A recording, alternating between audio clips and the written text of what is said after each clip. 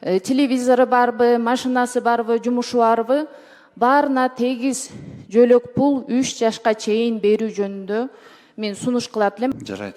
Эмнеге 3 жашка чейин баарына тегиз жөлөк пул пособие берилбейт деген суроо да. Пенсия көтөрүлсө канчага көтөрүлөт? Пенсияга чыгып аткан жаран өзү караш керек. Эгер стажы көп болсо, анда пенсияга эле чыкканы выгодно да. Баягы эч жерде иштебеген жарандардан кичине болсо дагы көбүрөөк алса. Да, сиз туура айтып атасыз. Дагы эле жана 7% менен. Мисалы 10 000 сом алган пенсия бүгүнкү күндө 750 сом кошулат да. Биз ишти жакшы алып барып атабыз. 22 жылы пенсия 33%га көтөрүлдү, 23 жылы пенсия 38%га көтөрдүк, 24 жылы 18%га көтөрүлдү.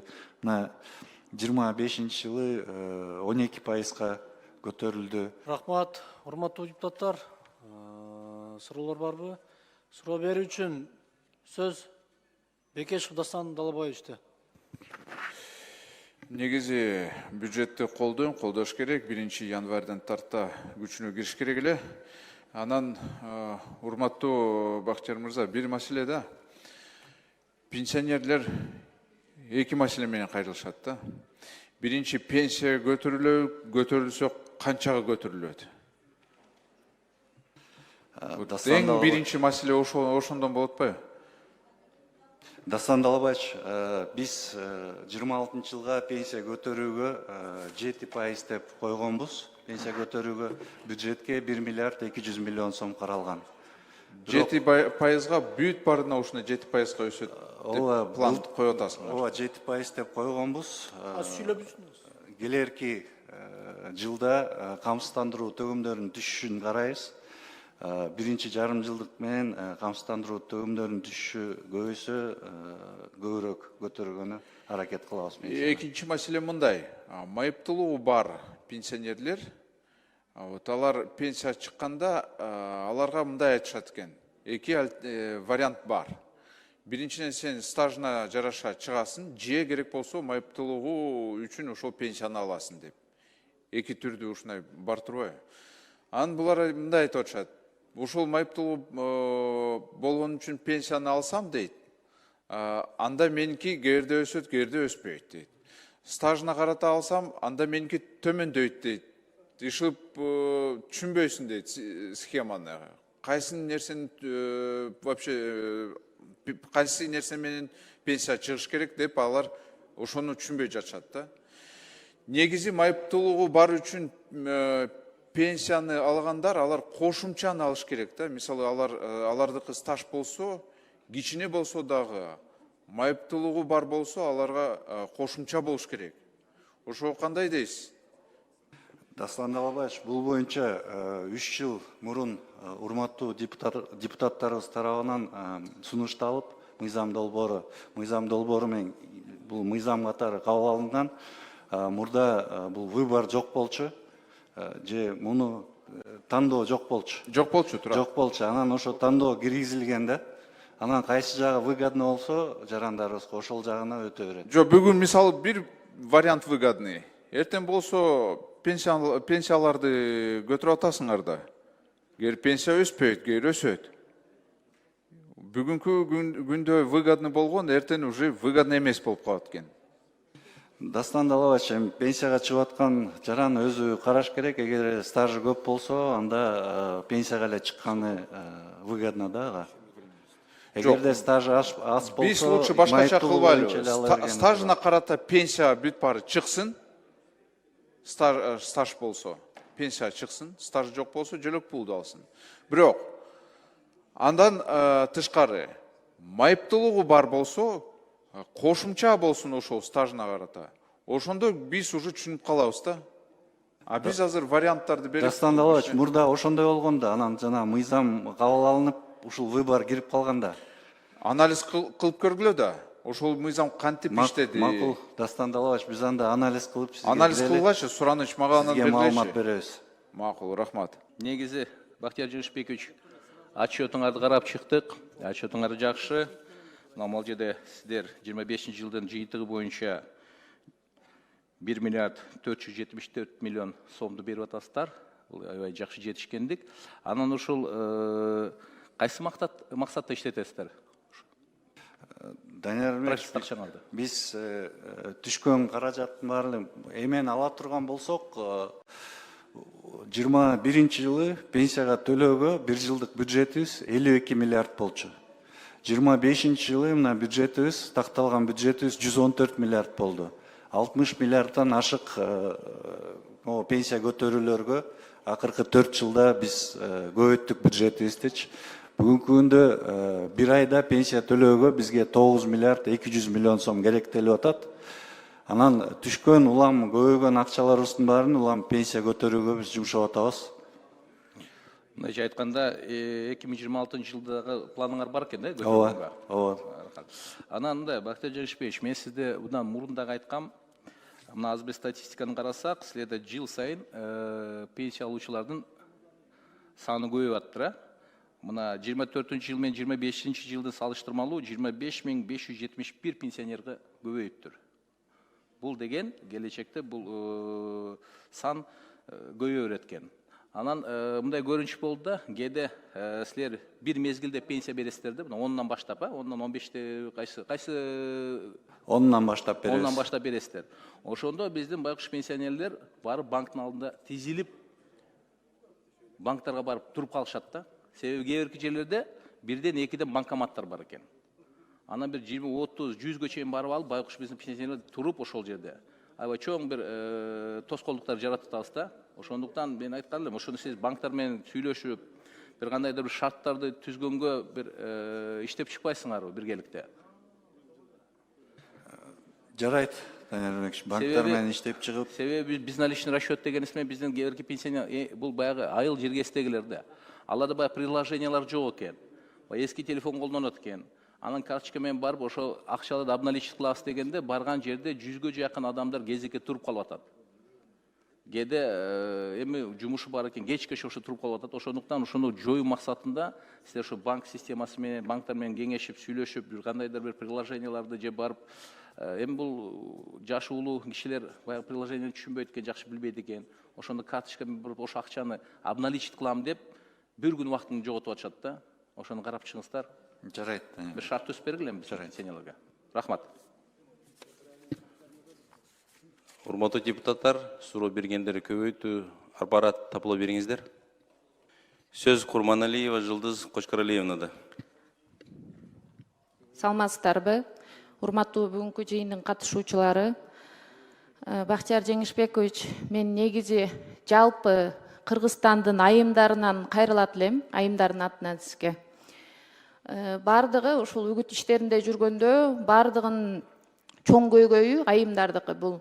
Эмнеге 3 жашка чейин баарына тегиз жөлөк пул пособие берилбейт деген суроо да. Бул азыркы күндүн эң чоң орчундуу маселеси болсо керек менимче. Айылда жашайбы, тоолуу аймакта жашайбы, телевизору барбы, машинасы барбы, жумушу барбы, баарына тегиз жөлөк пул 3 жашка чейин берүү жөнүндө мен сунуш кылат элем. Албетте бул мыйзам долбооруна өзгөртүү киргизиш керек. Ал үчүн керек болсо бирге иштешейли мыйзам долбооруна өзгөртүү киргизүү боюнча. Биз ушул жогорку кеңештин жалпы эле айым депутаттары баары даярбыз. Себеби бардыгы ушул айымдар түшүнөбүз биз айымдарды. Ошону менен бирге ушул баарына тегиз жөлөк пул берилсе, ошондо биздин Кыргызстаныбыздын жарандары дагы өздөрүн ушул айымдар дагы, балдарыбыз дагы камсыз болмок, Кыргызстан жарандары дагы көбөймөк деп айтмакмын да. Сизден чоң сураныч. Эгерде сиздин да сунуштарыңыз болсо, биргеликте иштешейли ушул баарына тегиз ушу 3 жашка чейин жөлөк пул берүү жөнүндө балдарыбызга. Жарайт. Рахмат. Кийинки сөз Илимбек Кубанычбековичте. Чоң рахмат. Саламатсыздар, урматтуу кесиптештер, урматтуу Бактияр Жеңишбекович. Чын айтканда бюджетти колдойм, комитеттен да колдоп бердик. Айтсаңыз, бүгүн бул азыркы учурда, мисалы, былтыркы жылы биз норманы кабыл алганбыз, 1800төн өйдө айылдарга кошумча төлөмдөр, социалдык төлөмдөр боюнчачы. Ушу боюнча төлөндү. Илимбек Кубанычевич, бул боюнча жана комиссия иштеп чыгып, азыр бизге дагы өкмөттүн токтомуна жана приложение бар. Ошол приложенияга өзгөртүүлөрдү киргизип, бизге соцфондко жөнөтүлө келелек бизге. Ушул боюнча бир жазып алсаңыз, эгер мүмкүн болсо, мен сизге 2 айылды айтайын. Кара Суу районунун Ала Тоо айыл өкмөтүнүн Бекжар, Алгабас деген айылдары баягы ушул бийик тоолуу аймактарга кирген. Бирок тилекке каршы ушул үлүш жериңер баягы 1800ге чейинки айылдарда бар экен деп туруп, ушул критерийлер менен кармап атышыптыр. Ошол нерсени эске алып койсоңуз. Бирок фактически жашоосу ушул 1800дөн жогорку айылдарда жашашат. Андан кийинки маселе, бүгүн мисалы пособие берүүдө балдарга кайсы критерийлерге карайсыздар? Илимбек Кубаныч, биз балдарга пособие бербейбиз. Пособие жок сиздерде? Жок. Андан кийин пенсияга чыгуу боюнча бүгүн кече биз эл менен жолугушуп, шайлоо учурунда дагы айтып атышат. Бүгүн эң минимум 5750 сом тегерегинде жаңыдан пенсияга чыгып аткан адам. Жаңы пенсияга чыгып атканда быйылкы жылдан баштап 7100 сом. 7100 сом. 7100 Бул минимум. өкмөттүк иште иштеп стажы болбойбу? Ошол 7100 сомдун тегерегиндеги сумманы алышат туурабы? Эң минимум 7100. Эгерде мисалы мугалимдер көбүнчөсү айтып атышат, биз 40 жыл мугалим болуп иштеп туруп деле ошо 7000дин тегерегинде минимальный баягы менен чыгып атабыз. Бул жерде адилеттүүлүк болбой калып атат деген сунуш пикирин айтышты. Бул боюнча кандай? Илимбек Кубаныч, мен сиз менен толук макулмун бул жерде. Бирок жалпысынан президентибиз тараптан тапшырма түшкөн, пенсияларды жалпы көтөрүш керек деп. Анын үстүндө сиздер менен бирге көп иштерди жүргүздүк, жана биринчи этап реформаларга, мыйзамдарга өзгөртүүлөрдү киргиздик. Ошонун эсебинен биз пенсия көтөрүүгө мүмкүнчүлүк пайда болду. Мына бюджетибизди ала турган болсок, 21-жылы бюджетибиз 52 миллиард болчу болгону пенсия төлөөгө. Мына 25-жылы пенсия төлөөгө чыгашыбыз уже 114 миллиардка жетти. Бул именно ошо ылдыйкы пенсияларды көтөргүлө деген тапшырма берилгендиктен ылдыйкы пенсияларга упор жасап атабыз азыр көтөрүп. Жок, пенсиянын көтөрүлүшүнө эч кандай каршылык жок. 10 000 сом болсун, 20 000 сом болсун, ага эч кандай чектөө жок, каршылык жок. Болгону ушул адилеттүүлүк болсун. Чындап ошо мамлекет үчүн кызмат кылган, социалдык төлөмдөрдү убагында айлыгынан төлөгөн жарандарыбыз баягы эч жерде иштебеген жарандардан кичине болсо дагы көбүрөөк алса, ар кимдин мээнети, эмгеги өзүнө жараша баланса деген ой пикирин биз элдин үнүн жеткизип атабыз да. Ушул нерсеге көңүл буруп койсоңуздар. Рахмат. Рахмат. Кийинки сөз Жумабеков Дасан Арыспековичте. Рахмат, саламатсызбы, Бактияр Жеңишбекович. Бактияр Жеңишбекович, айтсаңыз, бүгүнкү күндө социалдык фонддун жалпы активи канча сиздерде? Сумма менен. Жалпы активди ала турган болсок, жалпы суммага которо турган болсок, 230 миллиардтын тегереги. 230 миллиард. Мунун канчасы акчалай түрдө, канчасы жанагындай имуществолор менен акциянын негизинде? Акчалай түрдө бизде где-то 218 миллиардтын тегереги. Жылда ушул жалпы камсыздандыруу төгүмдөрүнүн негизинде, анан кийин мамлекеттен субсидия берилген негизинде канча сумда бир жылдык? Бир жылда чыгаша бөлүгүбүз мына 2025 жылга 114 миллиард сом. Чыгаша бөлүгүбүз 114 миллиард сом. Мамлекеттик бюджеттен кирген канча берилип атат сиздерге? Общий түшкөн каражаттын 37%. 37%. Эми Бактияр Жеңишбекович, жана сиз айтып кеттиңиз, жылда 7%га пенсия кошулуп турат деп. Бул мыйзам менен бекитилген да? Ооба. Дастан Арыспекович, бул жерде биз мыйзам боюнча былтыркы жылдын инфляциясын алабыз, былтыркы жылдын орточо айлыгын алабыз, эки сумманы кошкондо ошол средний 7% чыгат. биз бул бюджетти формировать этип атканда бул август айы болот да. Биз август айында 7% деп ошол сумманы алып туруп 7% деп коебуз дагы бюджетке в районе быйылкы жылга 1 миллиард 200 миллион сом кирген. Бирок келерки жылы биринчи экинчи кварталда камсыздандыруу төгүмдөрүнүн түшүшүн карайбыз. Жылда эле ушундай да камсыздандыруу төгүмдөрү көбүрөөк түшөт. Биз 7% эмес, андан көбүрөөк көтөрөбүз пенсияны. Анда ушул камсыздандыруу төгүмдөр жылына канча пайызга өсүп атат сиздердики? Камсыздандыруу төгүмдөрү орточо 10%га өсөт жылына. 10% өсүп атабы? Анда пенсияны 7% эмес, анда 10%га көтөргөнгө, жана ашыраак көтөргөнгө мүмкүнчүлүк барбы? Бар мүмкүнчүлүк. Азыр ошого бир аракет кылбайлыбы? Анткени Бактияр Жеңишбекович, кечээ мына жылдык бюджет каралды. Адылбек Алишевич жакшы маалымат берди. Бүгүнкү күндө биздин экономикабыздын темпи өсүп атканы 30 мамлекеттин арасына кошту.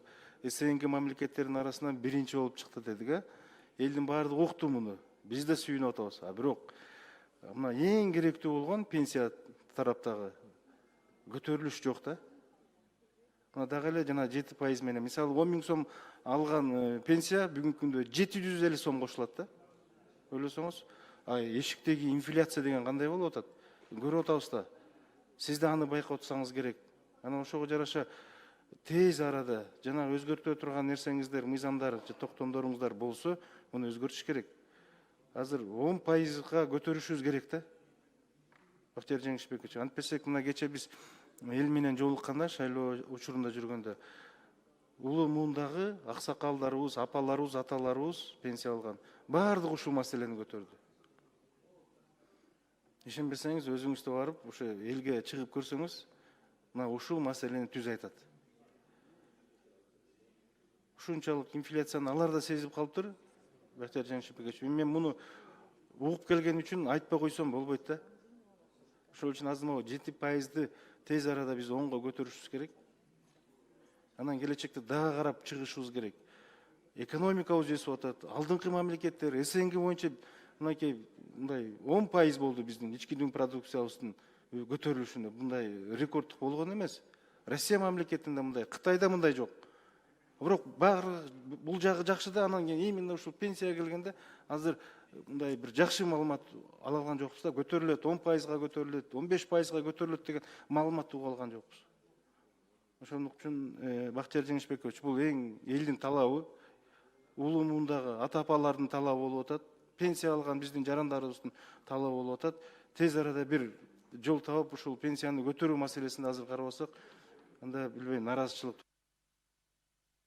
Дастанбек Арсбекович, бул боюнча пенсия көтөрүү боюнча акыркы 4 жылда аябай жакшы көтөрүлдү пенсия. 22 жылы пенсияны 33%га көтөрдүк, 23 жылы пенсияны 38%га көтөрдүк, 24 жылы пенсияны 18%га көтөрдүк, былтыркы жылы орточо 12%га көтөрүлдү. Бюджетибиз 21 жылы болгону 52 миллиард болчу пенсия төлөөгө. Мына 2025 жылы такталган бюджетти бекитип берип атасыздар, 114 миллиардка көтөрүлдү. 4 жылда бюджетибиз 64 миллиардка көтөрүлдү. Сиз айткан нерсенин баарын биз эске алабыз. Дастанбек Арсбекович, көбүрөөк көтөргөнгө аракет кылабыз. Процедурный 3-чү микрофон. Урматтуу депутаттар, мына суроо жоопко чектөө койсок кандай карайсыңыздар? Алдында дагы саламаттык сактоо министрлигинин дагы отчету турат. Ошондуктан урматтуу Чыңгызиле Азкучоевич, менин сунушумду добуш коюп койсоңуз.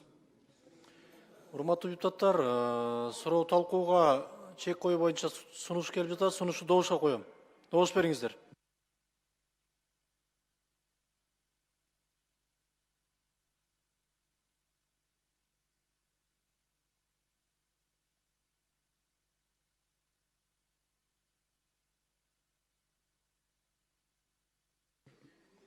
Макул 67, каршы 1, баар 68, катталды 87.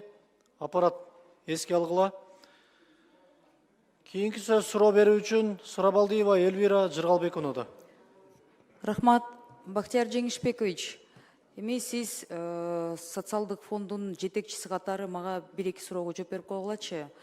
Биринчи, бүгүнкү күндө иштеп аткан адамдар менен ошол страх взносторду төлөгөн адамдар менен анан пенсионерлердин соотношениясы кандай болуп атат? Анан прогнозду бир 5-10 жылдагы прогнозуңар кандай? Эльвира Жыргалбековна, бүгүнкү күндө жалпы МОДтун рекомендациясы боюнча бир пенсионерге 3 иштеген адам болуш керек минимум. Анан бүгүнкү күндө бизде 0,9 адам болуп атат. Бул өтө аз. Мен ошол суроону эмнеге берип атам, урматтуу жетекчилер? Парламентке келгенде, эл өкүлдөрүнө келгенде ачык айкын суроого жооп берген үйрөнүш керек. Мен түшүнүп атам, телевизордон да баарыбыз карап атат, 7 миллион 300 эл карап атат, анан эмнеге пенсия көбөйбөйт, эмнеге резко аябай чоң өлчөмдө көбөйтө албайсыңар деген суроодо ачык жооп бериш керек да. Дүйнө жүзүндөгү демографиялык тенденцияларды ачык айткыла. Кыргызстан канча жылда демографический процесстер кандай болот? Ошону да түшүндүргүлө да. Азыр бизде, урматтуу коллегалар, да, дүйнө жүзүндө иштеген адамдардын ошо соотношениясы 3-4 иштеген адамга бир пенсионер болсо, Кыргызстанда даже 1,5-дан да биз түшүп кетиптирбиз. Бир нече жыл мурда 1,5 болчу. Азыр 0. канча дедиңиз? 0,9. Бул абдан аз. Значит, бир 5-10 жылдагы прогнозуңар кандай болуп атат? Эльвира Жыргалбековна, бунун үстүндө иштеп атабыз. Былтыр өзүңүз билесиз, бизнес үчүн. Сиз кантип иштеп атасыз? Сиз деген кошумча балдарды төрөтүп туруп атасыздарбы? Жок, бул жерде бизде көмүскөдөгү жарандарыбыз көптө төлөбөй аткандар, бүгүнкү күндө камсыздандыруу төгүмдөрүн төкпөй аткандар. Мамлекеттик статистика комитетинин маалыматына таянсак, почти миллионго жакын адам камсыздандыруу төгүмдөрүн бүгүн төкпөй жатат. Анын бардыгы частный бизнесте жүрүшөт, ал жарандарыбыздын бардыгы. Анан былтыркы жылы өзүңүздөр билесиздер, тарифтерди 12%га чейин түшүрдүк. Бул тариф түшүргөндөн кийин салык кызматынын маалыматын алсак, 58 000 адам көмүскөдөн чыкты. Бул тенденция өсүү бар бүгүнкү күндө. Бул тарапта иштеп атабыз. Өкмөт алып келип атат да. Эл талап кылып атат, ишкерлер талап кылып атат, парламент талап кылып атат, жеңилдетүүлөр келип атат. Социалдык фонддун силердин прогнозуңар 5-10 жылга ачык айкын болуш керек да. Биз 5 жылдан кийин, 10 жылдан кийин республикадан дотациялык суроолор көтөрөбүз деп ачык айтпайсыңарбы? Биз ошого баратабыз да. Демография кандай болот? Мен сиздердин жумушуңарды жаман деген жокмун. Мен реалдуулук маселени сиз да мен да түшүнүп атасыз. Ошону парламенттен да ачык айтыш керекпиз. Элге да туура түшүндүрүш керекпиз. Азыр жакынкы канча 1 жылда деген дагы пенсия көбөйтүлөт, туурабы? Канча кошосуздар? Пенсия бүгүнкү күндө 7% деп атабыз, бирок келерки жылы көбүрөөк көтөрөбүз. Андан. Ошондо 0,9-тан 5-10 жылга биз кайсы цифрага жылабыз? Бул боюнча бүгүнкү күндө пенсионерлерибиздин саны 815 000 адамга жетти. 2030 жылга барып 1 миллиондон ашат пенсионерлерибиздин саны. Анан иштеп аткан жарандарыбыз менен, камсыздандыруу төгүмдөрүн төкпөй жаткан жарандарыбыз менен иш жүргүзүп атабыз. Бирок иштегендердин саны биз да каарыган мамлекеттердин катарына акырындык менен кирип баратабыз да. Биз уже жанакы 7% порогду билесиздер. Аны сиз цифраларды менден жакшы билесиздер. Ошону ачык айкын сүйлөшкөндө биз үйрөнүп алсак болмок өкмөт мененчи. Жакшы болмок. Биякта да парламенттер депутаттардан мындай суроолор келмек эмес. Ваши прогнозы, ваши риски. Ачык айтылыш керек да. Если основываться на прогнозы по рекомендации... Демографический прогноз. По рекомендации ООН, по их статистике, если опираться, стареющая нация есть. На пороге. Да, на пороге старения есть. От 4 до 7%, если население занимает старое население, то это стареющее. Свыше 7%, если это уже старое население считается.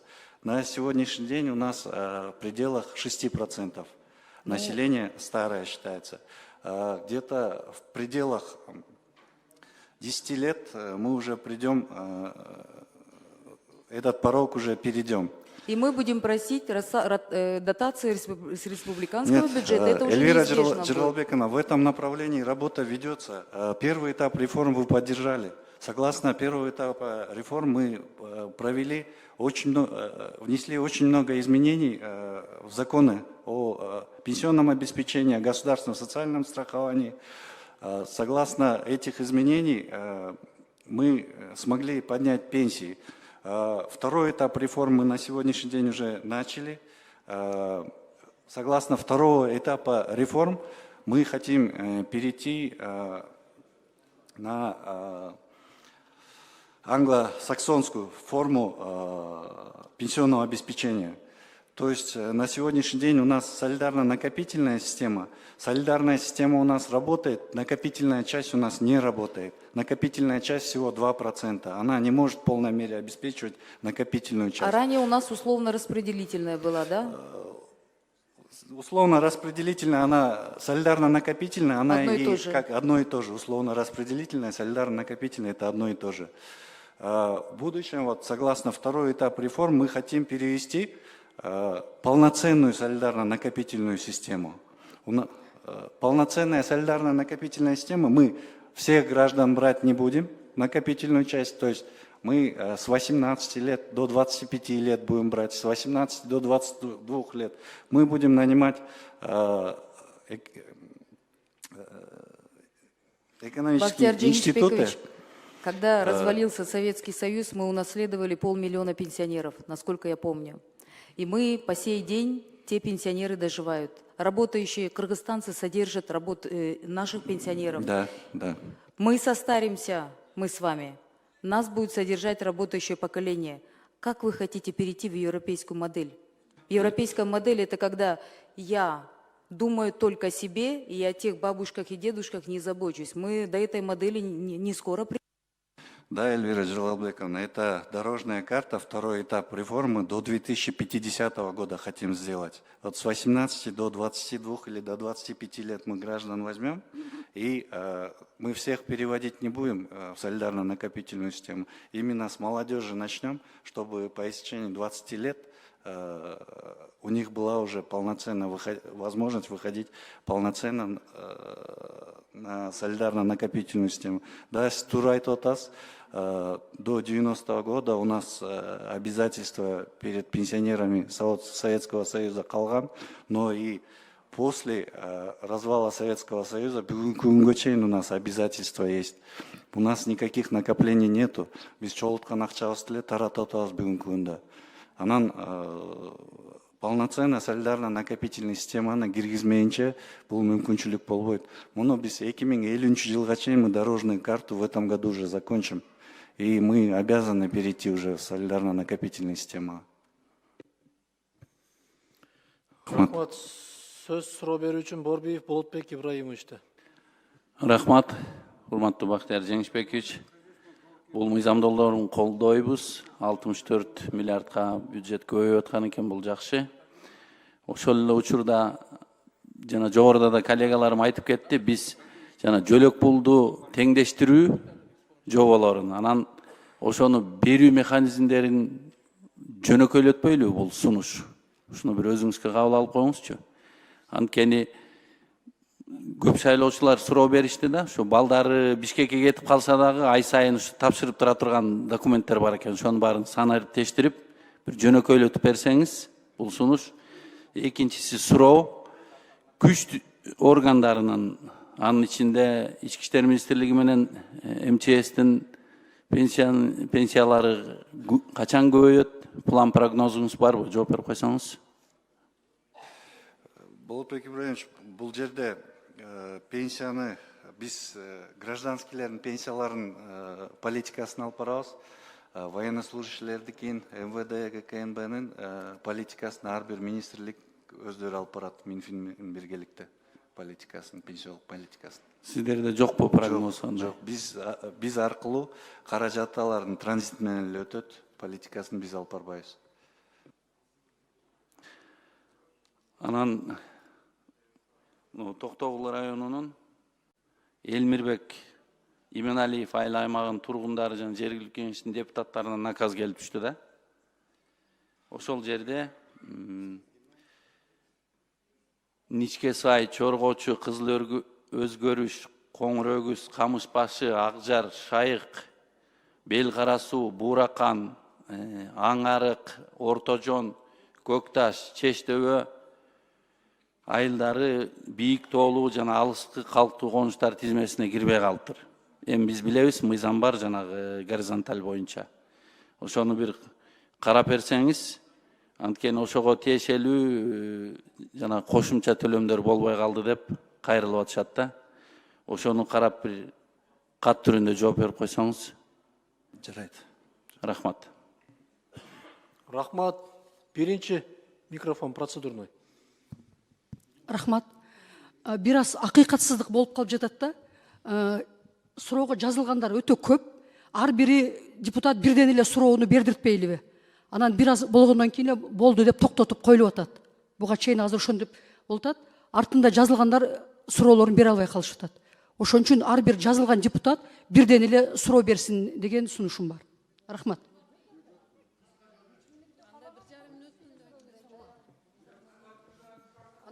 Анда убакытты кыскартып, ошо 1,5 мүнөт болобу, кандай болот? Ошондо бардыгы жетишип, Кечиресиз, регламентте бекитилген да, мыйзамда көрсөтүлгөн. анда баарына суроо бергенге уруксат бергиле. Кечирээк, кеч жазылгандар суроо бере албай калып атабыз жантан бери. Урматтуу чакырылгандар, эске алып, кичине кыска жооп берсеңиздер, эртерээк. Кийинки сөз суроо берүү үчүн Маулянова Махабат Эргешовна. Рахмат. Бактияр Жеңишбекович, айтсаңыз, сиз элдин өзүгө, биз эл менен жолукканда мындай суроо беришет да, өзүңүздөр жооп берип коюңуздар. 58 жаш, айылдарга абдан көп жаш, эми кыскартпайсыздар деген кайгылуу жасашат да. Ошондой кылуу мүмкүнчүлүгү барбы, жокпу? Махабат Эргешовна, бул боюнча мүмкүнчүлүк жок. Дүйнө жүзүндө тенденция наоборот көтөрүп атышат бардыгы.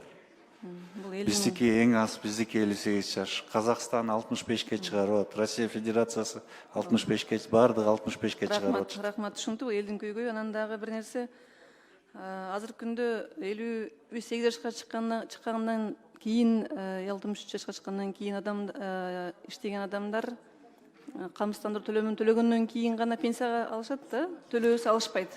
Төлөбөсө алышпайт, пособие алышат анда. Бирок ошонусу эле 1 миллионго чыга турбайбы? Бир 30-жылдары 1 миллионго чыга турбайбы адам? Ооба, 30-жылга биз прогноз коюп атабыз, 1 миллионго чыгат пенсионерлер. Эми ошо камсыздандыруу төлөмдөрүнү көбөйтүү үчүн кандай бир либералдаштырууну карайсыздар? Мүмкүн анын көлөмүн азайтып, ачыктыкка чыгарасыздарбы? Кандай кадам жасаса болот? Себеби единый налогко өткөндө дагы көп налог түшүү көбөйдү да, 2-4% өткөндө. Мүмкүн ушундай жактарын карап, жанагы ачыктыкка чыгаруу жолдорун карайсыздар. Махабат Эргешовна, былтыр 27%тан 12%га чейин. Аны уктум, 58 миң киши көбөйүптүр, бирок андан да киши көбөйткөнгө канча киши негизи көбөйүш керек? Андан дагы азайта берсек, бул пенсиясынын суммасы өтө эле аз болуп калат, анын төлөөнүн кажети эле жок болуп калат да, өтө азая берсе. Мүмкүн жанагы орточо чакан бизнестердин төлөмдөрүн азайтасыздар. Крупный компанияны көрүп, ошол жанагы уровенде калтырып, биргеликте карап чыгабыз биз. Себеби ачыктыкка чыгарган жакшы. Мен ойлойм, ошол жактарды карап көрсөңүздөр, көлөмүн көбөйүшүнө. Рахмат. Жарайт. Рахмат. Кийинки сөз суроо берүү үчүн Садырбаева Жылдыз Эсенбековна. Рахмат. Бахтияр Жеңишбекович, на какой процент вы расширили базу страховых взносов по сравнению с 2024 годом за 11 месяцев? Какой процент это составила база?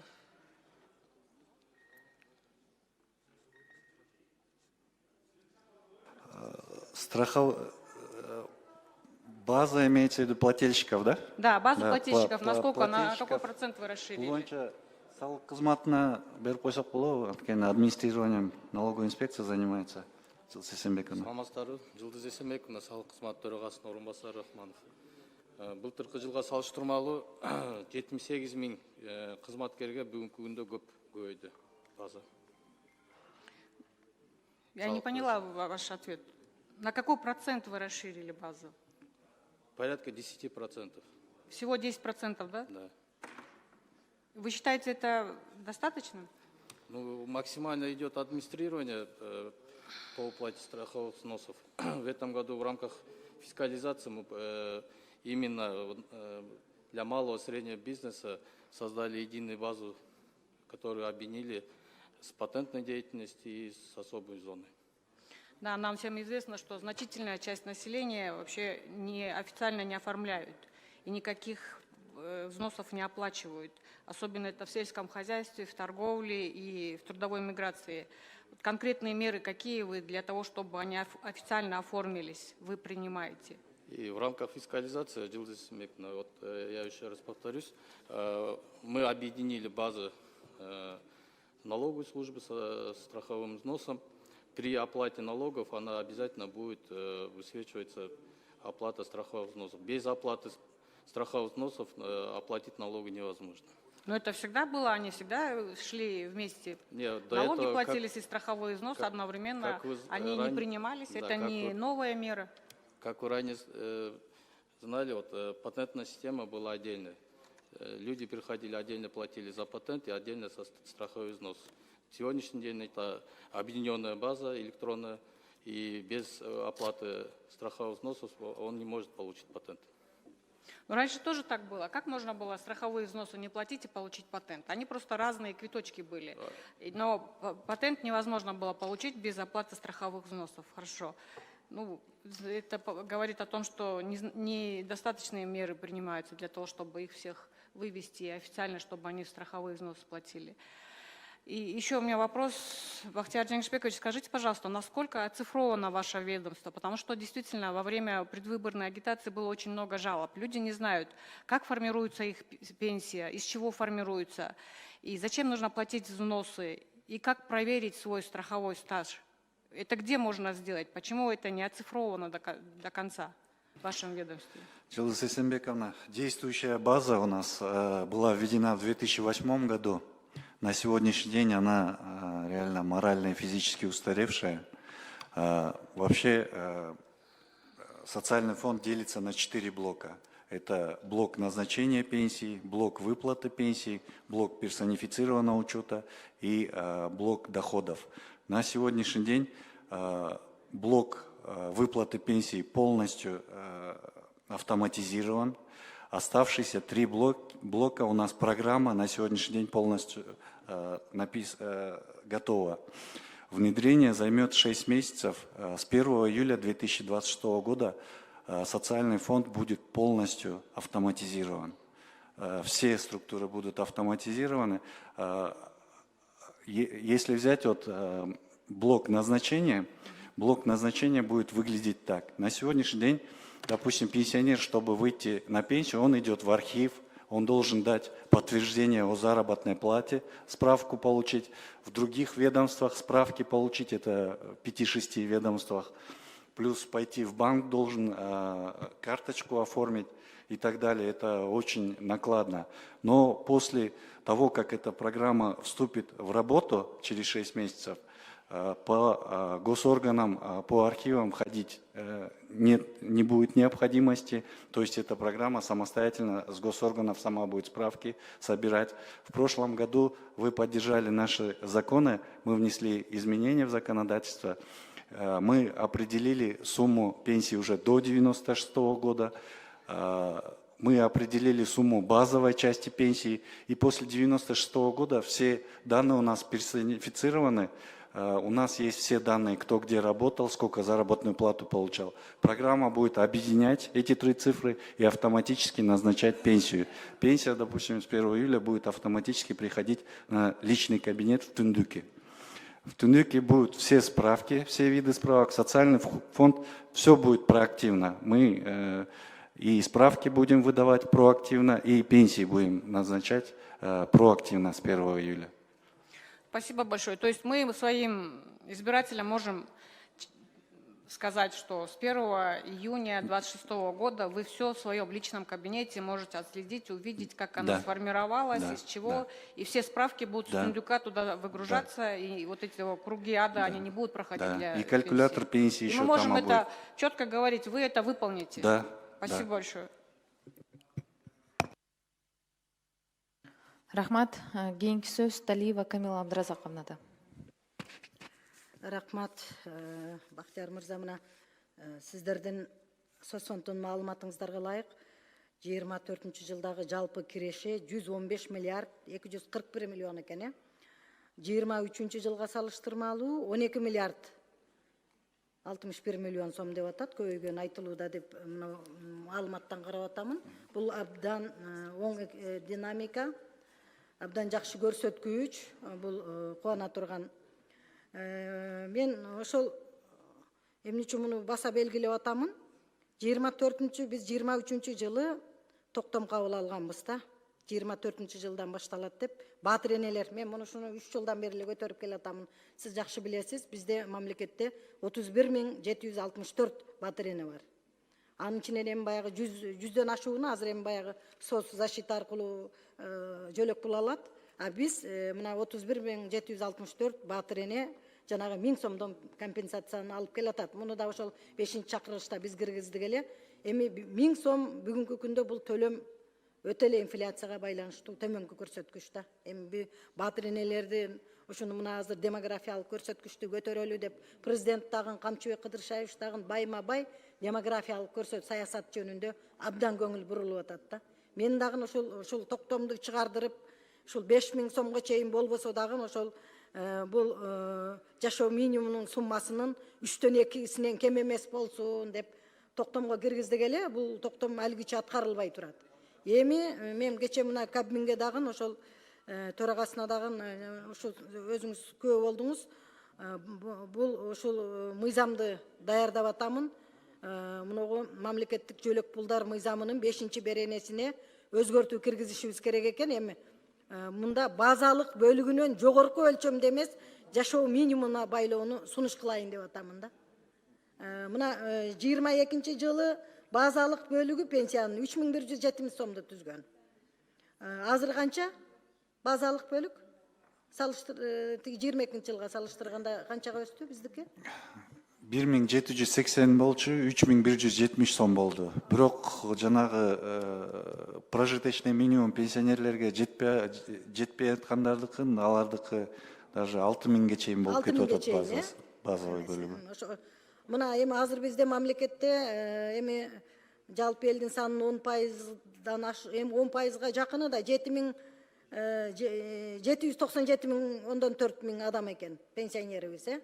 Бул эми мен ойлоймун, биз алдын ала ушул прогноздорду, демографиялык көрсөткүчтөрүбүздү эске алуу менен карата мына улуттун карып кетүүсүн дагы алдын алуудагы саясатты күчөтүшүбүз керек да.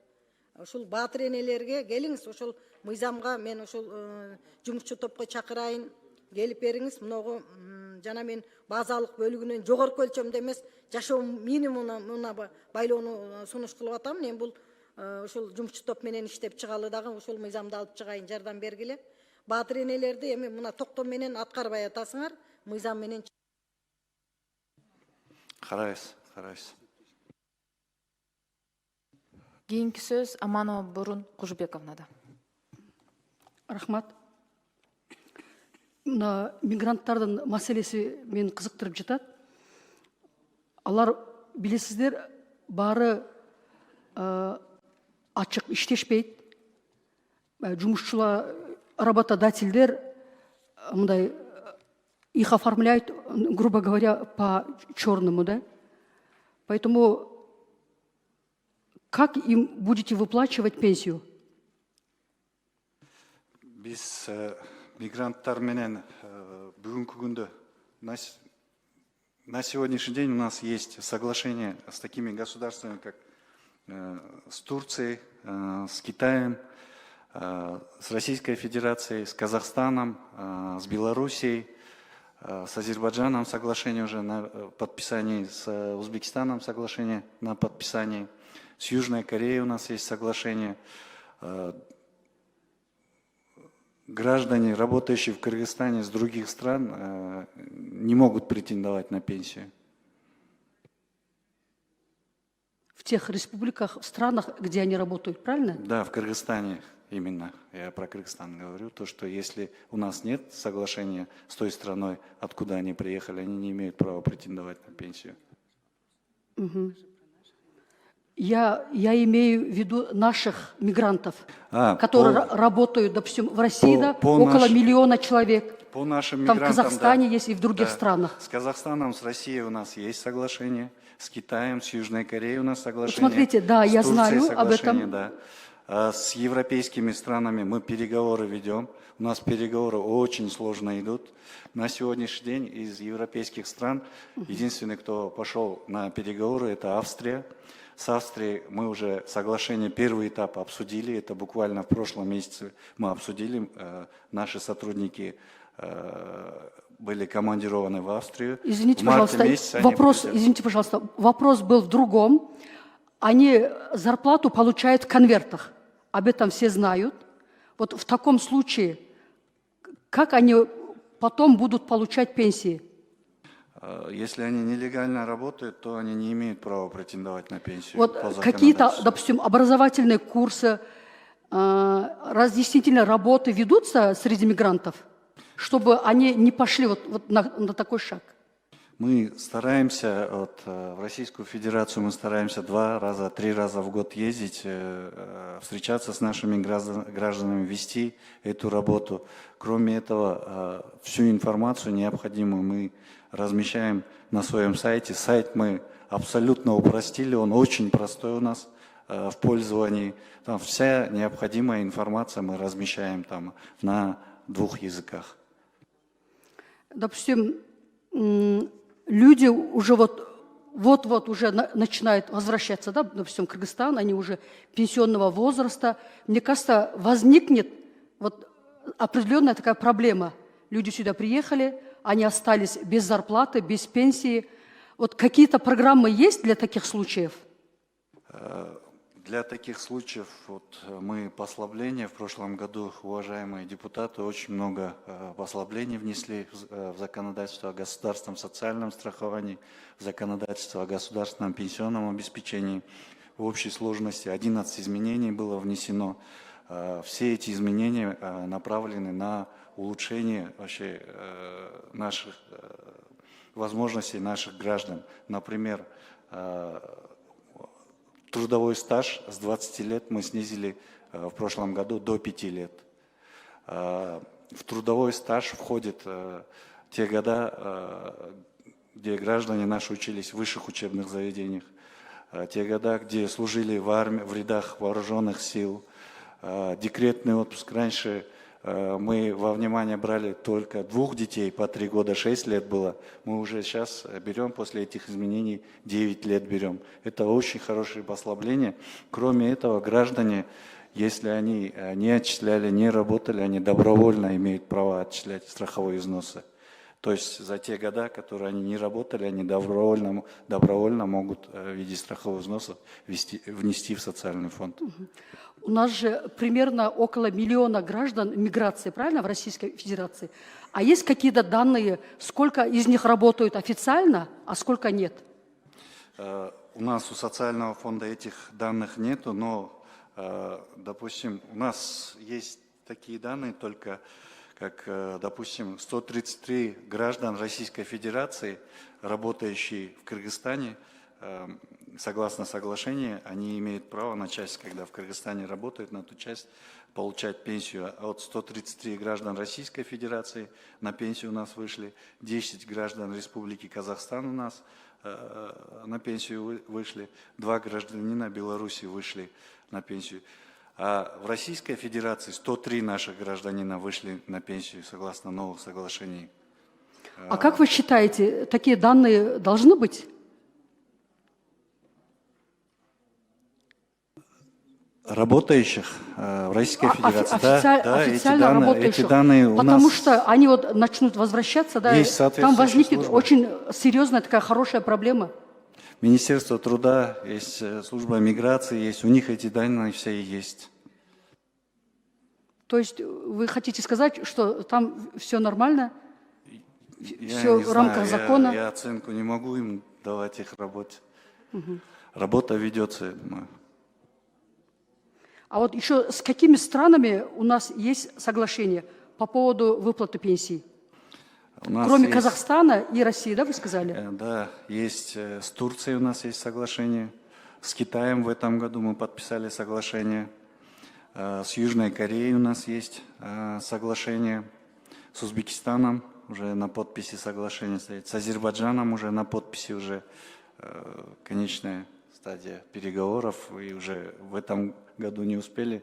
В первом квартале, скорее всего, следующего года мы уже эти соглашения подпишем. С европейскими странами у нас работа очень сложно идет, потому что тяжело с ними вести диалоги, но у нас на диалог с европейскими пенсионными фондами мы разговариваем же как со своими коллегами. Если они сказали, если у вас будет соглашение с Австрией, с Германией, то с другими странами у вас проще пойдут соглашения. На сегодняшний день у нас уже первая стадия переговоров с Австрией прошла. Наши сотрудники были в командировке в Австрии в прошлом месяце. Первый этап уже оговорен. В марте месяце сотрудники австрийского пенсионного фонда прилетят сюда, в Кыргызстан. Второй этап. А в чем заключается сложность? Сложность, чем они мотивируют свой отказ? Сложность. Пенсионные фонды Европы не хотят вводить в свою пенсионную систему граждан других стран.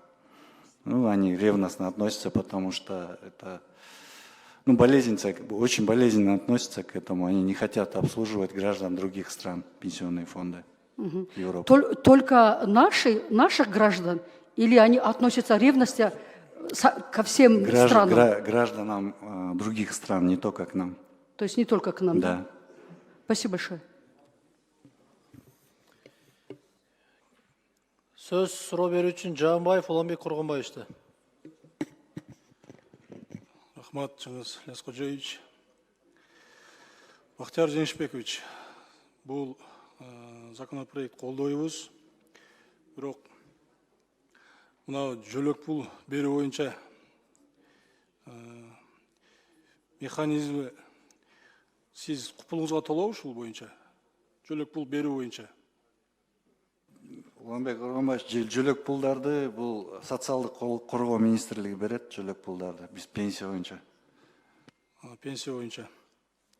Мына эмечи катаал шарттагы высокогорье боюнча кимдер аныктайт? Бул боюнча высокогорьяны атайын комиссия түзүлгөн. Ошол комиссия иш жүргүзөт. Сиздин карамаңыздабы? Жок, бул министрлер аралык комиссия. Бул жанагы биздин жөлөк пул боюнча аябай көп маселе болуп атат да. Шуну бир бирдиктүү механизмге келтирсеңер. Биз эми сунуш катары айтабыз.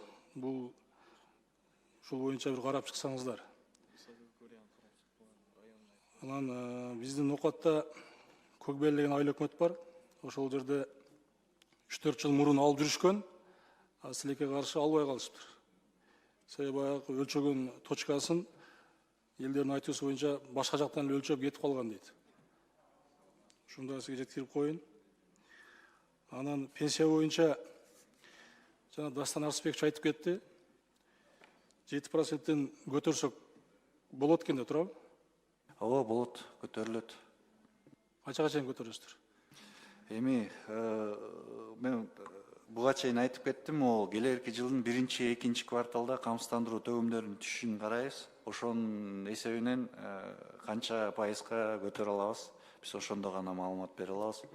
Бүгүнкү күндө ал боюнча маалымат бере албайбыз. Бүгүнкү күндө 7%, 1 миллиард 200 миллион сом каралган бюджетибизде. Кыргызстанда эң жогорку пенсияны кимдер алат? Эң жогорку пенсияны бул коммерциялык структураларда иштеп жүргөн жарандарыбыз, жана горнорудный комбинаттарда, банктарда, жана жеке компанияларда иштеп жүргөн жарандарыбыз алат эң көп пенсияларды. Эң аз пенсия кимдерге алат? Эң аз пенсияны камсыздандыруу төгүмдөрүн аз төлөп жүргөн жарандарыбыз алат. Стажы аздар, камсыздандыруу төгүмдөрүн аз төлөп жүргөн жарандарыбыз алат. Мугалим, врачтар канча алып атат азыр? Ар кандай Мұғалім врачтардыкы конкретно айта албайм, анткени ар орточо, кандай орточо. пенсияларды. Орточо пенсиялары эми 15 жылдан бери пенсия алып жүргөндөр болсо, орточо бир 20 миңден ашык. 20 миңден ашык. Ооба. Точно бул? Точно. Хорошо, рахмат. Рахмат. Кейинки сөз суроо берүү үчүн Аманова Санталат Абдулдаевнада. Саламатсыздар, урматтуу кесиптештер, дагы бир жолу Бактияр Жеңишбекович, саламатсыздарбы? Биринчиден мен ушу сиздердин отчетуңуздарды карап белгилеп кетким келет. Ошол биздин ардагерлерибизге бир да күн карыз кылбай, кечиктирбей, убагында берип, санариптти да жогорку деңгээлде ишке ашырып, үлгү көрсөтүп келе жатасыздар. Бул боюнча сиздердин мыкты ишиңиздерди өзүңүздөрдүн ошол командаңыз менен белгилеп өткүм келет. Анан менде төмөндөгүдөй суроолор бар эле, тактап ала турган.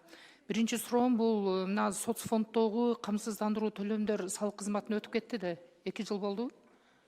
19 жылдын 1-январынан өткөн. Ошол отчетторду берген мезгилде бир кызмат отчетту төлөмдөрдү топтоп, экинчи кызмат отчетту бересиздер да. Мына ошондо кыйынчылыктар жаралбай жатабы?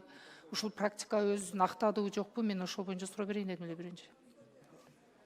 Санталат Абдулдаевна, сурооңузга рахмат. Бул 2019 жылдын 1-январынан администрированиянын салык кызматына өткөн. Бул биздин жалпы ишкерлерибизге, жалпы ишканаларга мен ойлойм жеңилдик болду. Анткени бир жерге барып отчет берет, бир органдан барып текшерүү жүргүзөт. То есть дублирующий болбойт, өзүн актады. Бир жерден болгону жакшы болду. Рахмат, убактым кетпеш үчүн кечирим сурайм, сизди неме кылып атам.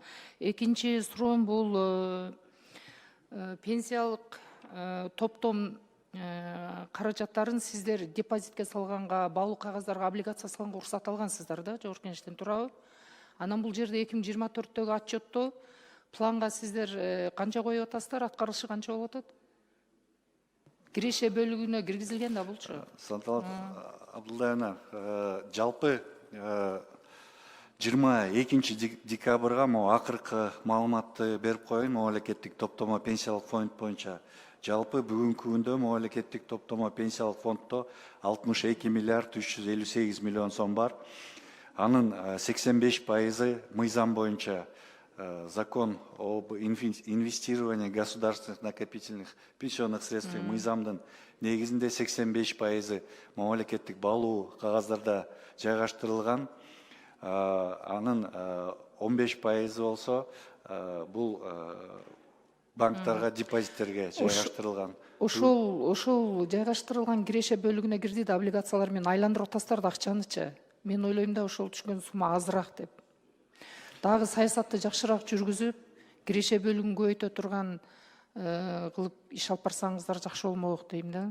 Мына азыр көрсөткүч, азыр бардык мүмкүнчүлүктөр бар. Мына азыр жакында криптовалюта да кирген атат. Мен ойлойм, эгерде ошол акча айландырып жатасыздар, ошол көбөйүп калса бизге дагы пайда болмок. Бул сунуш иретинде да. Анан менде дагы бир суроо бар.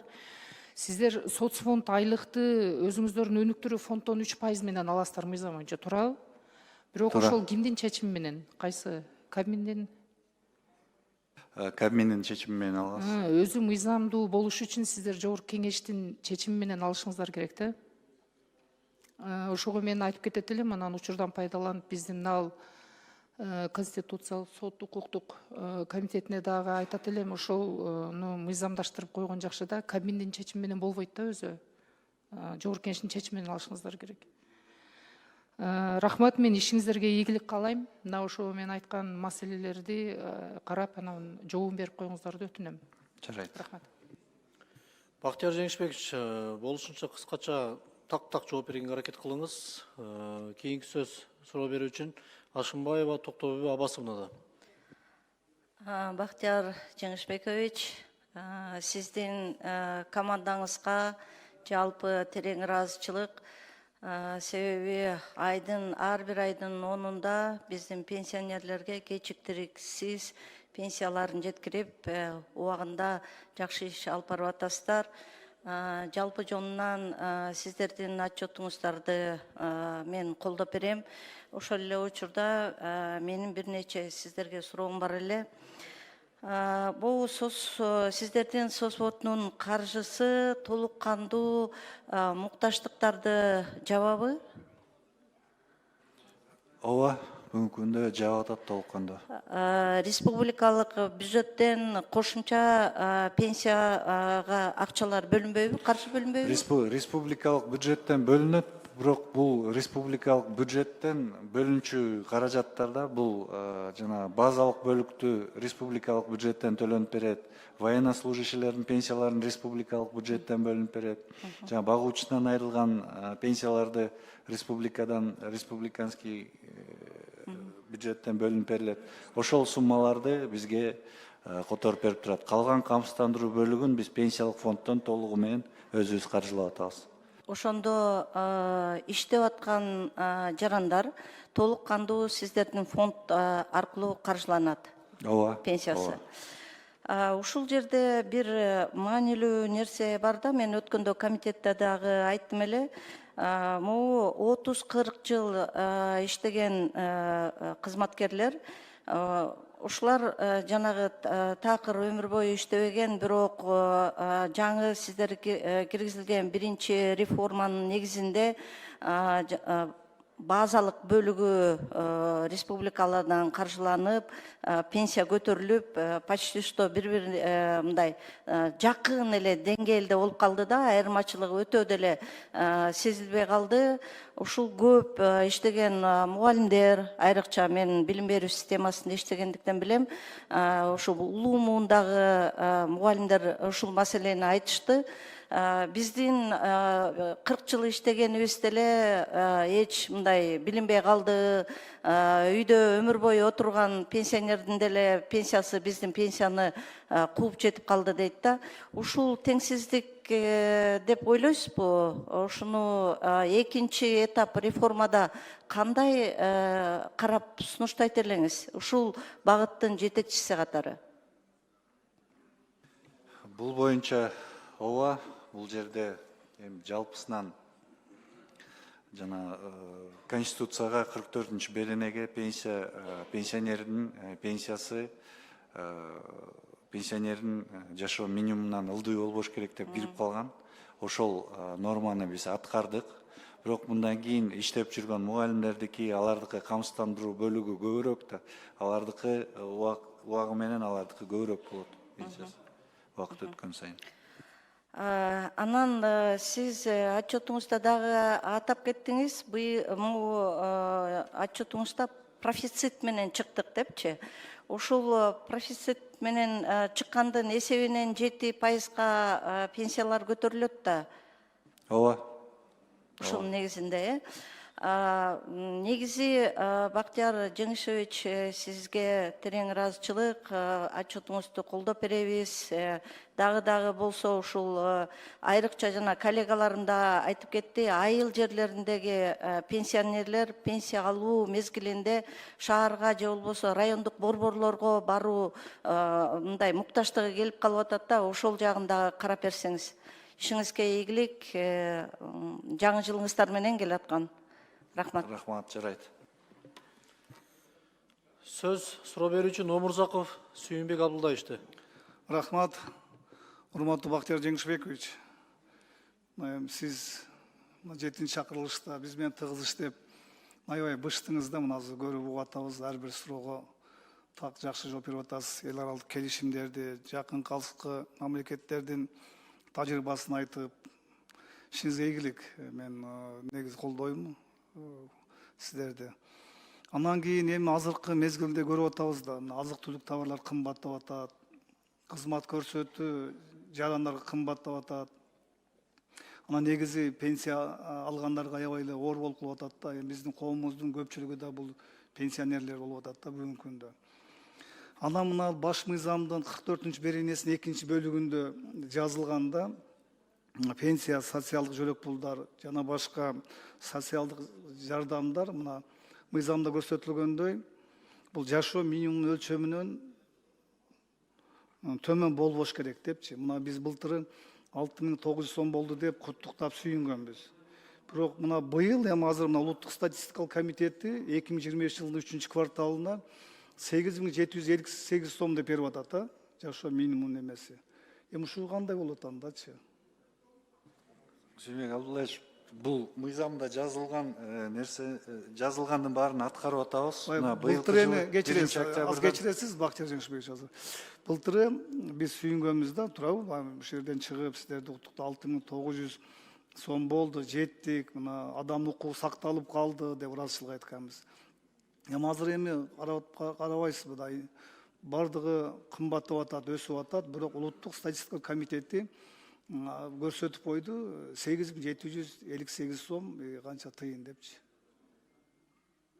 Ушул боюнча азыр эми кандай? Сиз эми азыр канча 7100 деп айттыңыз да? 7100-кө жеткизип атат биринчи октябрда. Бирок эми жакшы жылдан жылга мына пенсия көбөйүп атат. Мына бул бир канча жыл токтоп калган пенсия кошулган эмес. Мына жогорулап атат. Бирок азыр эми кымбатчылык болуп атат да. Мына биз барсак бардыгы эле мына жер-жерде пенсионерлер, аксакалдар, ата-апалар бардыгы арызданды да, алган пенсиябыз такыр жетпей атат дейт. Азыр улуттук статистикадагы комитети да чыгарып койду 3 кварталдын. Ошо боюнча эмне дейсиз? Дагы эми жана жолдо биздин жогоруда биздин кесиптештерди айтып атпайбы? Азыр эми 7%, 10% көбөйтсөңүздөр депчи. Ошо алдыдагы кандай сиздердин оюңуздар? Бул боюнча Сүймек Абдуллаевич, биз ишти жакшы алып барып атабыз. 22-жылы пенсия 33%га көтөрүлдү, 23-жылы пенсия 38%га көтөрдүк, 24-жылы 18%га көтөрүлдү, 25-жылы 12%га көтөрүлдү. Быйылкы 26-жылга 7% деп коюп атабыз. Мыйзам боюнча биз бюджетти киргизип атканда август айында киргизебиз. Август айында биз 2 цифраны алабыз. Бул айлык инфляцияны и айлык орточо айлыкты алабыз. 2 сумманы бириктирип туруп, 2ге бөлөбүз. Ошол суммага биз көбөйтүшүбүз керек. Ошол 7%-ты түзгөн. Ошо 7% деп биз бюджетке киргизгенбиз 1 миллиард 200 миллион сом.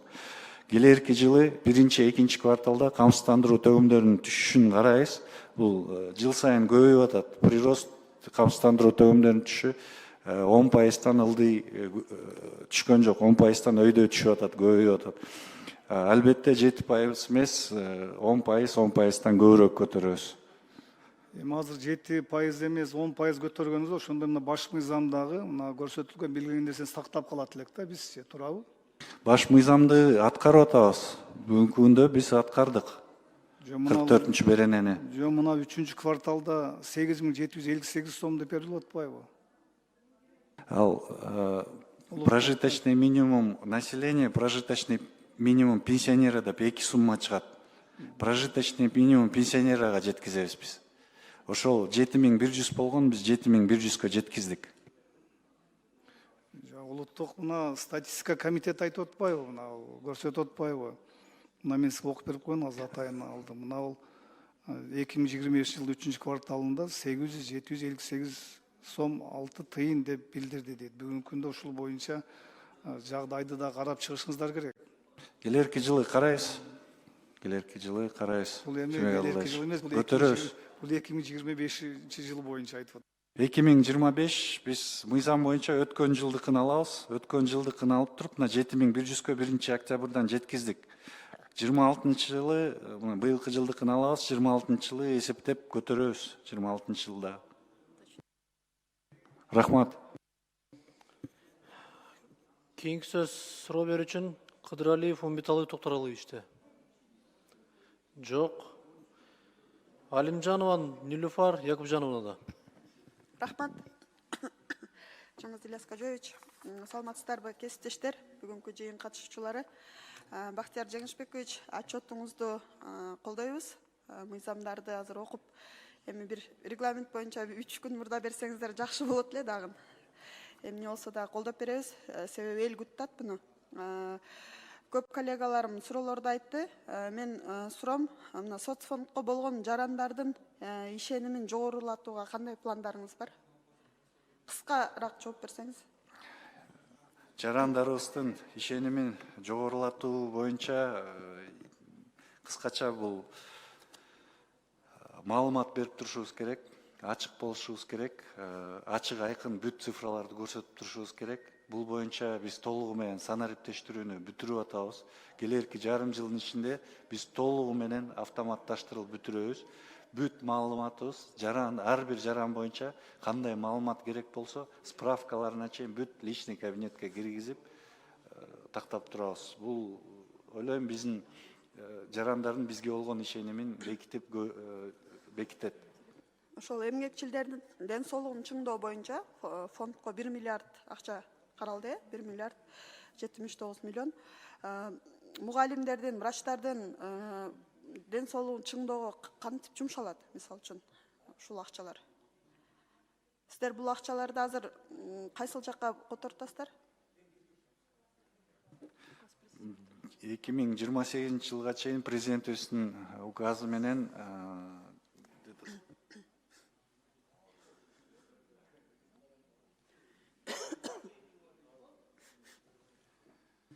президенттин иш башкармалыгына жөнөтүлүп турат. Азыркы сумма, так сумманы айтып койсоңуз 26 жылга.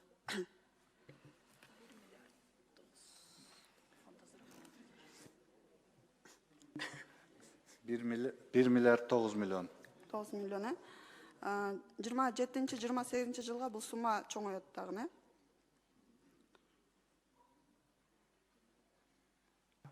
1 миллиард 79, 1 миллиард 155 миллион.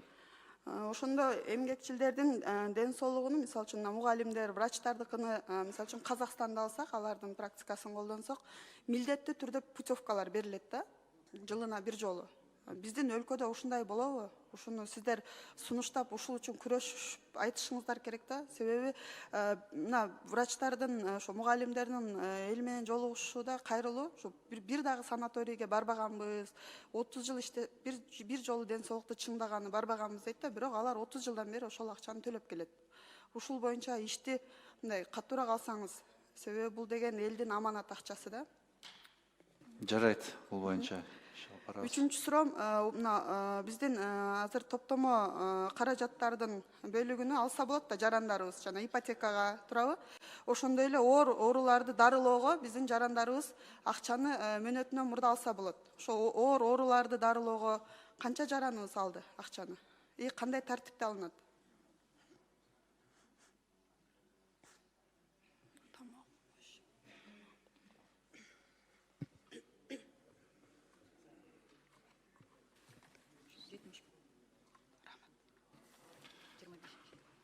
Жыйырма бешинчи жылы 71 адам 2 миллион 253 миң сом алды. 2 миллион жалпысынан? 71 адам 2 миллион 253 миң сом. Ипотекагачы?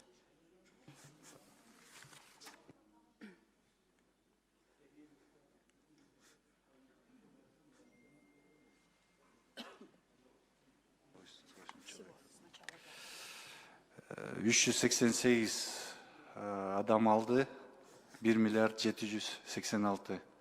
Ушул тартибин айтып койсузбу жарандарга? Кандай тартипте, кимге кайрылыш керек? Тартиби жарандарыбыз эгерде ипотека алып жатса, ипотеканын биринчи бөлүгүн төккөнгө, эгерде камсыздандыруу накопительный бөлүгү бар болсо, 50 миң сомдон өйдө болсо, алганга укуктуу. Сиздерге кайрылат, Бизге кайрылат. Райондук башкармалыктарга кайрылат. Колдойбуз. Кийинки сөз суроо берүү үчүн Примов Улан Бердибаевичти. Рахмат, Чыңгыз Ильяс Кожоевич, саламатсыздарбы? Урматтуу депутаттар, урматтуу Бактияр Жеңишбекович, аталган социалдык фондунун 24-25 жылкы жана 26 жылкы болжолдуу бюджетиңиздерди мен толугу менен колдойм. Ошону менен биргеликте мына өзүңүз билесиз, биз жаңыдан шайланып келгенден кийин ушул жерлердеги биздин ушул элибиздин шайлоочулардын бир топ көйгөйлүү маселелери бар, пенсияга байланыштуу. Ошол маселенин бирөөсүн айтсам. Мисалы, буга чейин дагы сиз менен бул маселе боюнча да талкуулаганбыз. Өзүңүз билесиз, Бактияр Жеңишбекович, жер үлүшү жок биздин жарандар бүгүнкү күнү толук кандуу пенсияга же болбосо тиешелүү деңгээлдеги пенсияга чыга албай жатат. Ушул маселе мына көптөгөн жылдардан бери чечилбей келе жатат. Бактияр Жеңишбекович, акыры ушунун аягы кандай болуп бир чечим кабыл аласыздар же ушул министрлер кабинетинин бир токтом мененби келечекте кандайдыр бир базовый же гарантированный жагын көбөйтүп бересиздерби? Ушул маселени өзү кандай кылып чечесиздер, Бактияр Жеңишбекович? Жер үлүшү жоктор мына өзүңүз жакшы билесиз, миңдеп саналат бизде Кыргызстанда ушул пенсияга ошонун айынан чыга албай калганы. Улан Бердибаевич, жер үлүшүнөн төлөмдөрдү биз токтоттук. Толугу менен бул норма алынды. Азыр бүгүнкү күндө иштебеген жарандарыбыз ыктыярдуу төлөмдөрдү төлөй алат. Андан тышкары жана стажка мурда 2 бала алынчы 3 бала деп киргизилди. Сиздер тараптан сунушталып, жанагы высшее образование болсо ошол стажка алынат. Жана армияда служба алган жылдары болсо ошол да стажка алынат. Ошондой болгон жеңилдиктердин баары киргизилди. Демек бүгүнкү күнү жер үлүшү боюнча сиздерде андай нерсе талап жок бүгүнкү күнү. Жер үлүшүнөн төлөйт деген жер үлүшүнө байланган нормалардын баары алынды. Жер үлүшүнөн эч ким төлөбөйт бүгүнкү күндөн баштап. Баардыгы бошотулган бүгүнкү күндө. Ушул маселени туура чечипсиздер. Экинчиси, урматтуу Бактияр Жеңишбекович, чындыгында айыл жерлеринде биздин көптөгөн жарандарыбыз миграцияда мигрант болуп иштеп жүрүшөт. Андан кийин айыл жерлеринде ушул неберелерин карап, балдар менен ушул пенсиянын аркасынан тиргилик кылгандагы жарандарыбыз жок эмес да. Ошолор ушул пенсиянын көбөйтүү жагын чындыгында аябай мындай күтүшөт экен, жана ошол пенсияны көбөйтүү жагындагы аябай суранычты. Себеби дегенде азыр сиз айтып өттүңүз, эмдиги жыл ушул 7% деңгээлинде депчи. Бирок чындыгында айткым керек, бул 7% аз. Мына бүгүнкү күнү урматтуу президентибиз бүгүн курултайда айтты, ушул биздин мугалимдерибиздин, ошондой эле биздин саламаттык сактоо тармагындагы биздин жарандарыбыздын айлыгын эмдиги жылдын 1-апрелинен баштап 100%га көтөрүлөт деп. Мен ойлоймун, сиз дагы өзүңүздүн сунушуңуз менен айтып, ушул биздин пенсионерлерибиздин тиешелүү деңгээлге көтөрүүгө бир өзүңүздүн сунушуңузду айтып, ушул маселеде бир өзүңүздүн чечкиндүүлүгүңүздү көрсөтсөңүз аябай жакшы болмок. Бактияр Жеңишбекович, ошого кандай карайсыз? Улан Бердибаевич, буквально 1,5 жыл мурун пенсионерлерибиздин 350 миңдей пенсионер 5 миң сомго жетпеген пенсия алчу. Жалпы 800 миң пенсионердин ичинен 350 миңдей пенсионери, анын ичинен 1,5 миң сомго жетпеген пенсия алгандардын саны 60 миң киши адам болчу. Ошол жарандарыбыздын баардыгынын пенсиясын былтыр 6.900-гө жеткиздик. Быйылдан баштап дагы 6.900 коштук.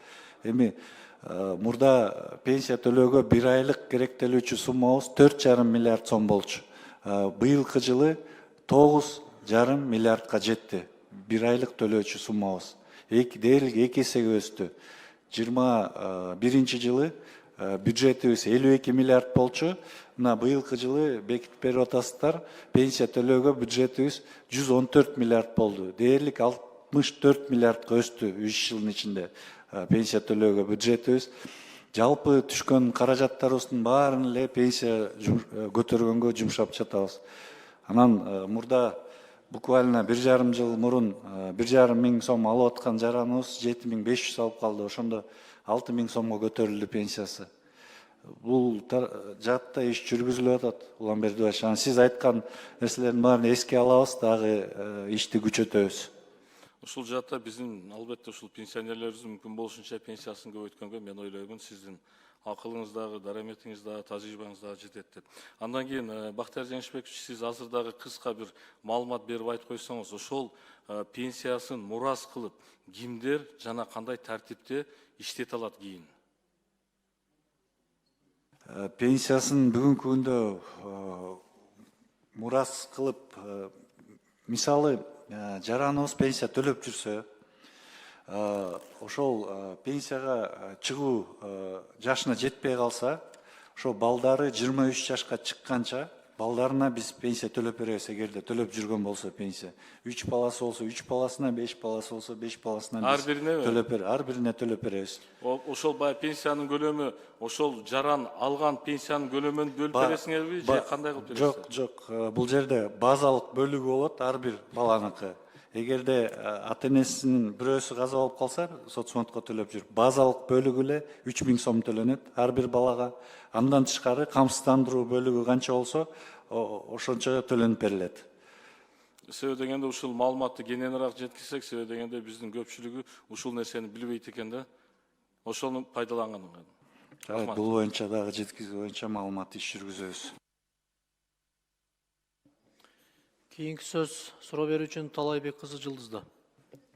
Рахмат, Бактияр Жеңишбекович. Мен сизге ушу үлүш жерлер боюнча эле суроо болуп атат. Камсыздандыруу төгүмдөрүнүн тарифтери боюнча. Өзүңүз билгендей, 1 гектардан үлүш жер ашса, ай сайын 2000 сомго жакын төлөм төлөнөт, туурабы? Азыркы учурда. Жылдыз Талайбековна, бул норманы ушул жылдын 1-сентябрынан баштап алып салганбыз. Эч кандай төлөмдөр болбойт. Эч кандай төлөмдөр төлөнбөйт, э? Себеби дегенде мынакей биз айылдарда любой жер үлүшүнө 0 ставка төлөбөйт вообще. Абдан сонун кылыптырсыздар. Мен да ошону тактай кетейин дедим эле. Себеби биз айылдарды кыдырганда элдин көбүнчө нааразасы ушу боюнча болгон. Себеби дегенде биз 1 жылда бир эле жолу түшүм алабыз, а бирок жыл сайын 1 жылга төлөгөндө 20 000 сомдон ашык болот экен деп. Чоң рахмат, ишиңиздерге ийгилик. Рахмат.